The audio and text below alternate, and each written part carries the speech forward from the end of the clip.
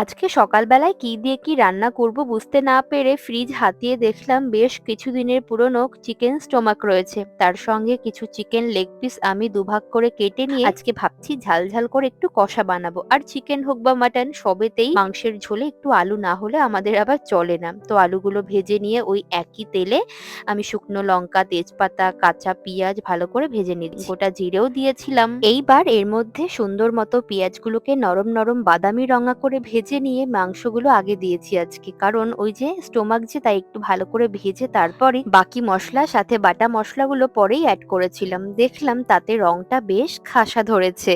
আর এইগুলো যেহেতু সরাসরি মাংস নয় বরং চিকেন স্টোমাক, তাই আমি ঝালটাও একটু ধরেই দিয়েছি। বেশ ওদিকে চিকেন কষা হতে থাকুক, আর এই ফাঁকে চলুন, এই বছরের শেষ পুঁইশাক হয়তো বাড়িতে এলো, তো কাঞ্চন 2 প্যাকেট মতো এনেছিল। আমি এগুলোকে এখন সুন্দর মতো কেটে বেছে ধুয়ে নেব। সাথে কিছু আলু আর বাটার নাট আমি ডুমো ডুমো করে কেটে নিয়েছি। কাঁচা লঙ্কা আদা বাটা দিয়ে রান্না করব, আর এই রান্নার মধ্যে কাঁচা লঙ্কা, শুকনো লঙ্কা, তেজপাতা সাথে 5 ফোড়ন, আদা বাটার যে সুন্দর একটা কম্বিনেশন, এই সবকিছু মিলেমিশে যে সুগন্ধটা আসে সেটা দিয়ে জাস্ট 1 প্লেট ভাত নিমেষেই খেয়ে ফেলা যায়। সবজিগুলো ভালো করে ভেজে নিয়ে পুঁইশাক দিয়ে বেশিক্ষণ রান্না করতে হয়নি। এদিকে রান্না বান্না শেষে আমি কিচেনটা ভালো করে ক্লিন করে কাঞ্চন গেল স্নানে, আমি এদিকে বসলাম দুপুরের খাবার খেতে। ছুটির বিকালে 3 জনে বাইরে ঘুরতে গিয়ে রাতের খাবারটা আজ আমরা বাইরেই সেরেছি।